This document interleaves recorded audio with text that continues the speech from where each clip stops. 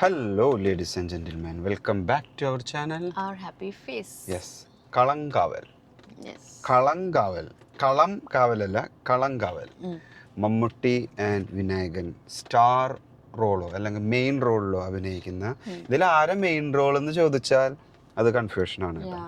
കളങ്കാവലിലെ മമ്മൂട്ടിയാണോ main role അതോ വിനായകനാണോ main role എന്ന് ചോദിച്ചാൽ it's something different. It's a must watch thriller, crime thriller, investigation movie. Suspense, crime, thriller. Suspense ഇല്ല, no suspense. Crime, thriller, investigation. Investigation എന്നും പറയാൻ പറ്റില്ല, കാരണം ഈ പടത്തിൻ്റെ ഒരു കഥ ഞാൻ ഇതുവരെ ഇങ്ങനത്തെ ഒരു ലൈൻ ഓഫ് മൂവി കണ്ടിട്ടില്ല. സംതിങ് ഡിഫറെൻറ്റ് സ്റ്റോറി ലൈനാണ്. നമ്മൾ ഇതുവരെ മലയാളം മൂവീസിൽ കാണാത്ത ഒരു ടൈപ്പ് ഓഫ് കഥയാണ് ഇതിലുള്ളത്. ചുരുക്കി പറഞ്ഞാൽ ഇതിൽ ആരാണ് കള്ളൻ, ആരാണ് നായകൻ എന്നുള്ളത് നമുക്ക് ആദ്യം മുതലേ മനസ്സിലാവും. ആദ്യം മുതലേ നമുക്കിതിൻ്റെ കാര്യങ്ങൾ മനസ്സിലാവും. പക്ഷെ ഇതെങ്ങനെ ഇത് അവസാനിക്കും എന്നുള്ളൊരു ചോദ്യമാണ് ഈ പടം.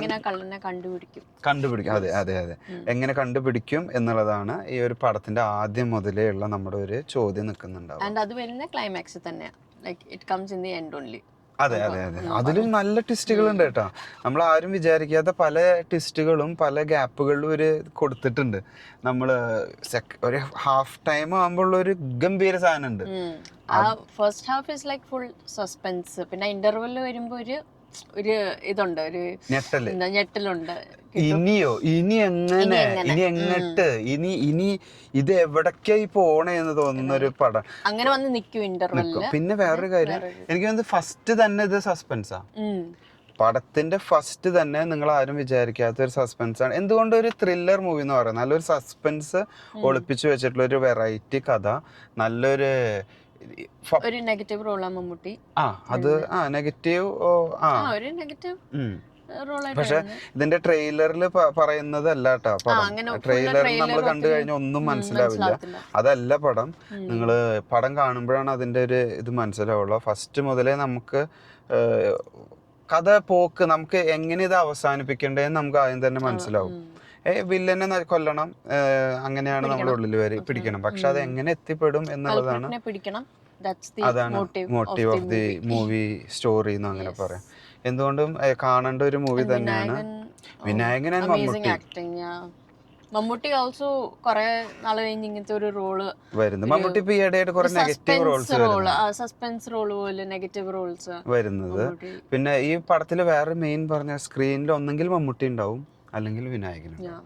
ഒന്നെങ്കിൽ വിനായകൻ ഉണ്ടാവും അല്ലെങ്കിൽ മമ്മൂട്ടി. ലാസ്റ്റ് സീനൊക്കെ സൂപ്പർ, അവരുടെ രണ്ടുപേരുടെ ഒരുമിച്ചുള്ള സീനൊക്കെ സൂപ്പർ ആയിട്ടുണ്ട്. എന്തായാലും വിനായകൻ ശരിക്കും പടം അഭിനയിക്കാൻ അറിയുന്ന ആക്ടിങ്, ബട്ട് ആ റോളിന്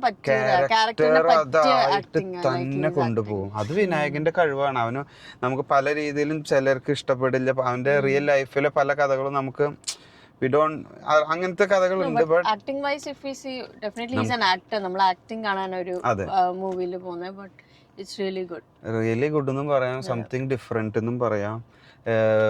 directed by Jithin K Jose.